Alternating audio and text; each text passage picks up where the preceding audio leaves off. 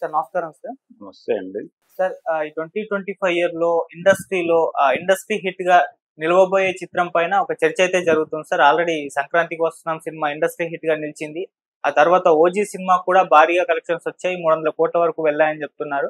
ఇప్పుడు అందరి కళ్ళు 'అఖండ 2' పైన ఉన్నాయి. సో ఇది వచ్చిన తర్వాతే ఒక క్లారిటీ వచ్చేస్తుంది. ఇండస్ట్రీ హిట్ ఇయర్‌లో ఏది నిలవబోతుందా అని చెప్పేసి.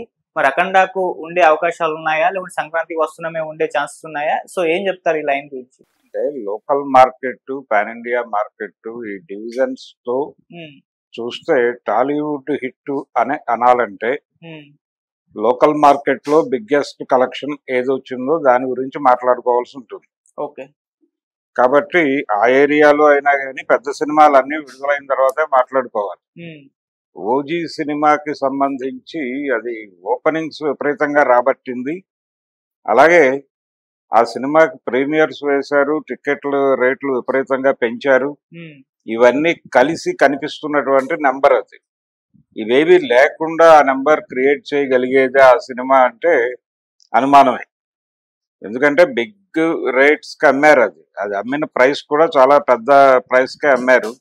ఆ ప్రైస్ వర్కౌట్ కావడం కోసం వాళ్ళు ప్రభుత్వాలను ప్రలోభ పెట్టి ఒక రకంగా ప్రీమియర్స్ కి వెళ్ళారు. ఆ ప్రీమియర్స్ మీద వచ్చినటువంటి ఫిగరే వాళ్ళు ఇప్పుడు బయట మాట్లాడుతోంది. ఇది ఎంతవరకు క్యాలిక్యులేట్ చేయాలి, ఎంతవరకు దీన్ని పరిగణనలో తీసుకోవాలి అనేది ఒక డౌటే. ఇదే కాదు, దీనికి ముందు వచ్చినటువంటి పవన్ కళ్యాణ్ సినిమా హరిహర వీరమల్లు కూడా ఫస్ట్ డే కలెక్షన్స్ లో అదొక రికార్డ్ అని చెప్పి మాట్లాడారు. అది ఎందుకు, దానికి కూడా దాదాపు జరిగింది ఇదే. ప్రీమియర్స్ మీద వర్కౌట్ అయింది. డే 1 మార్నింగ్ షో అంటే డే 1 ఆఫ్టర్నూన్ షోస్ దగ్గర నుంచి అక్కడ జనాలు లేరు, కానీ టికెట్లు బుక్ అయిపోయి ఉన్నాయి. అలా ఒక విచిత్రమైన పరిస్థితుల్లో అదొక రికార్డును నెలకొల్పింది. ఇమేజ్ల మీద వర్కౌట్ చేసిన సినిమాలు. ఇమేజ్ కాకుండా కంటెంట్ ఓరియంటెడ్ గా జనాల్ని ఆకట్టుకున్నటువంటి సినిమాలు ఏది నెంబర్ 1 అనేది ఆ కేటగిరీలో లోకల్ మార్కెట్ వరకు పెట్టి టాలీవుడ్ వరకు పరిమితమై మాట్లాడితే ఏది పెద్ద నెంబరు అనే డిస్కషన్ లోకి వెడితే చాలా లెక్కలు మారుతాయి. అఖండ మీద ఎక్స్పెక్టేషన్స్ ఏమిటి? ఇప్పుడు అఖండ కూడా లోకల్ మార్కెట్ సినిమా కాదు, అది కూడా పాన్ ఇండియా సినిమా అని చెప్తున్నారు. పాన్ ఇండియా లెవెల్లో మేము బలంగా రిలీజ్ చేయబోతున్నాం, ఈసారి హిందీ మార్కెట్ ను కొట్టబోతున్నాం అని తమన్ గారు చాలా బలంగా ఎక్స్ప్రెస్ చేశాడు. ఒక వేదిక మీద మాట్లాడుతూ పబ్లిక్ డయాస్ మీదే అన్నాడు ఆ మాట. వాళ్ళు కూడా ఈ ప్రమోషనల్ యాక్టివిటీ అంతా కూడా జాతీయ స్థాయిలో జరపాలి అని అనుకుంటున్నారు. సినిమాని పరిచయం చేయాలి. ఓజీకి వచ్చిన ఇబ్బంది అదే. సినిమాని హిందీ మార్కెట్లో వాళ్ళు పరిచయం చేయటం అనేది జరగలేదు. ఓజీ అనే కాదు, గతంలో సైరా నరసింహారెడ్డి సినిమా కూడా ఇబ్బంది పడింది అక్కడే. అంటే ఆ క్యారెక్టర్ని ఆ మార్కెట్కి ఇంట్రడ్యూస్ చేయడానికి కొన్ని కార్యక్రమాలు చేయకపోవడం వలన జరిగినటువంటి వినాశనం అది.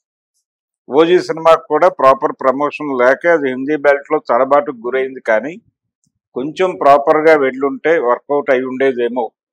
యాక్షన్ సినిమాలు అక్కడ వర్కౌట్ అవుతాయి. రెండోది, సుజిత్ కు ఒక మార్కెట్ ఉంది. ఇన్ని మెరిట్స్ పెట్టుకుని కూడా వాళ్ళు ప్రాపర్ గా హిందీ బెల్ట్ లో వెళ్ళాల. లోకల్ మార్కెట్ మీద వర్కౌట్ చేసిన సినిమా దాదాపు. కాకపోతే పెద్ద నెంబర్ కనిపించింది. ఇప్పుడు లోకల్ మార్కెట్ లో ఓజీని దాటి అఖండ కలెక్ట్ చేస్తుందా అనేది ప్రశ్న. కాబట్టి ఇప్పుడు రిలీజ్ కావాల్సినటువంటి చివరి సినిమా అదే బిగ్గెస్ట్ సినిమాగా చెప్పుకోవాలంటే. వీళ్ళు పాన్ ఇండియా ప్రమోషన్ కి చాలా కాన్షియస్ గా వెళుతున్నారు. పాన్ ఇండియా ప్రమోషన్ లో భాగంగానే వీళ్ళు వారణాసిలో ఈవెంట్ చేయాలనుకుంటున్నారు. అది ఒక రకంగా అక్కడ శైవ క్షేత్రము, దాని తాలూకా ప్రభావము ఇవన్నీ లెక్కేసి వీళ్ళు ఈ సినిమాని అక్కడ ప్రమోట్ చేయడం ద్వారా జాతీయ మార్కెట్ ను పట్టుకోవాలి, జాతీయ వాదంతో అనేటువంటి ఒక కాన్సెప్ట్ తో వెళ్తున్నాడు ఆయన. అందుకని అది పాన్ ఇండియా మార్కెట్ లో మేబీ పెర్ఫామ్ చేయొచ్చు అని అంటున్నారు. కానీ ఏం చేసినా చేయకపోయినా లోకల్ మార్కెట్ లో బాలకృష్ణకు ఒక ఇమేజ్ ఉంది. ఆ సినిమా మీద ఒక ఎక్స్పెక్టేషన్ ఉంది. రెండోది, గతంలో లాగా ఇది జస్ట్ ఒక ఎలిమెంట్ గా మాత్రమే వాడటం లేదు ఈ అఘోరా క్యారెక్టర్ ని. దాన్ని దాన్నే కీలకంగా తీసుకుని నడుపుతున్నాడు. ఇంకొక పాయింట్, ఇంకో క్యారెక్టర్ ఉంటుందా ఉండదా అనే దానిలో క్లారిటీ లేదు. ఇది పాయింట్ ఓరియంటెడ్ గా వెళుతుందా సినిమా అనేది అనుకుంటున్నారు ఇప్పటిదాకా. ఇప్పటి వరకు పాటలు కూడా బయట రాలేదు. ఇంకా ప్రమోషనల్ యాక్టివిటీ వాళ్ళు కాన్షియస్ గా మొదలు పెట్టలేదు. లిరికల్ వీడియోలు విడుదల చేయుట ఇలాంటి కార్యక్రమాలు కూడా ఎక్కడ జరగటం లేదు. ఒకవైపు సంక్రాంతి సినిమాకి దూకుడుగా వెడుతున్నారు. ఏది మన శివశంకర వరప్రసాద్ గారి సినిమాకి బాగానే వెడుతున్నారు. ఈ సినిమాకి ఇప్పటి వరకు ఏ పాట బయటకు రాలేదు. సో ఈ హడావిడి లేదు, ఏమిటి పరిస్థితి అనుకుంటున్నారు. కానీ డిసెంబరు టైం ఉంది, ఇంకా 2 నెలల టైం ఉంది కాబట్టి నెమ్మదిగా చేసుకుంటారు అనుకుంటే కంటెంట్ కు సంబంధించిన ఏ విషయము కూడా బయటికి రావట్లేదు ఇప్పటిదాకా.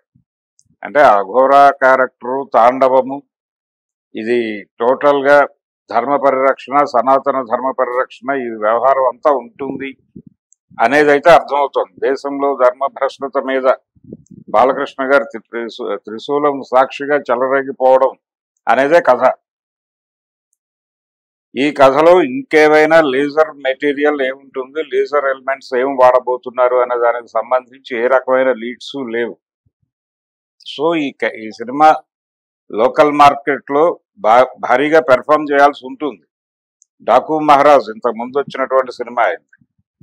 ఏ కారణం చేతో అది ఓపెనింగ్స్ రాబట్టి రన్ లో తడబాటుకు గురైంది. సక్సెస్ఫుల్ సినిమానే, మంచి నెంబరే క్రియేట్ చేయగలిగింది. కానీ అంతకు ముందు వచ్చినటువంటి భగవంత్ కేసరితో పోలిస్తే కొంచెం షార్ప్ డౌన్ ఉంది దానికి.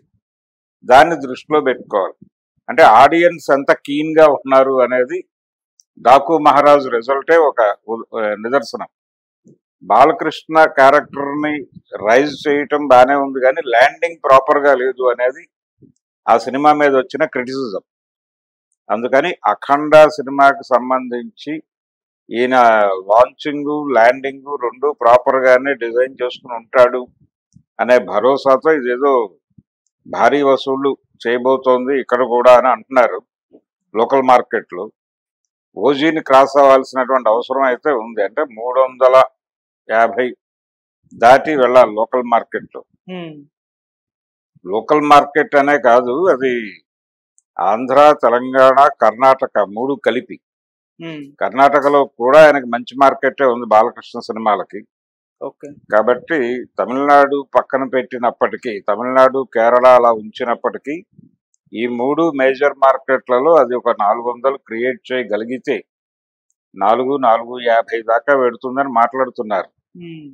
అంటే బోయపాటి బాలకృష్ణ ఉన్నటువంటి సక్సెస్ రన్ లో మాత్రమే కాదు, వాళ్ళ కాంబోకు ఉన్నటువంటి ఒక క్రేజ్, బోయపాటి బాలకృష్ణ కాంబోకు ఉన్నటువంటి ఒక క్రేజ్ కూడా ఈ సినిమాకి విపరీతంగా వర్కౌట్ అవుతుందని అంటున్నారు. మరి ఈయన ప్రీమియర్స్ కి వెళ్తాడా లేదా అనేది డౌటే. గతంలో ప్రీమియర్స్ కోసం ఒక ప్రయత్నం అయితే చేశారు, కానీ డాకు మహారాజ్ టైంలో కూడా వీళ్ళు ప్రైస్ హైక్ వీటిలోకి వెళ్ళలేదు. సాధ్యమైనంత వరకు బాలకృష్ణ గారు ఎందువలనో ఆ ఏరియాకి దూరంగానే ఉంటూ వస్తున్నాడు. ఎవరు ఎన్ని చెప్పినప్పటికీ బహుశా అఖండాకి ప్రొడ్యూసర్ల వైపు నుంచి ఏమైనా కదలికి వచ్చి వాళ్ళు ప్రీమియర్స్ కి వెడితే, అది కూడా పెద్ద నంబర్లకి టికెట్లు అమ్మగలిగితే 800 అలా నడిచింది దీనికి.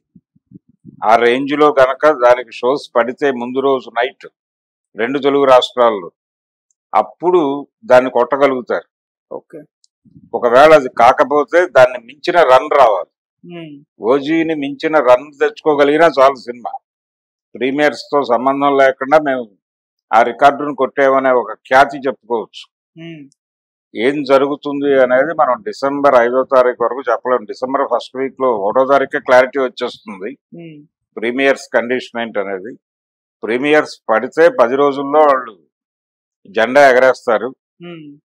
లేదు అంటే కనుక దాదాపు ఒక 3 వారాల తర్వాత మాత్రమే జెండా ఎగరవేయగలుగుతారు. అది అఖండ పరిస్థితి. Okay sir, thank you so much sir. Thank you.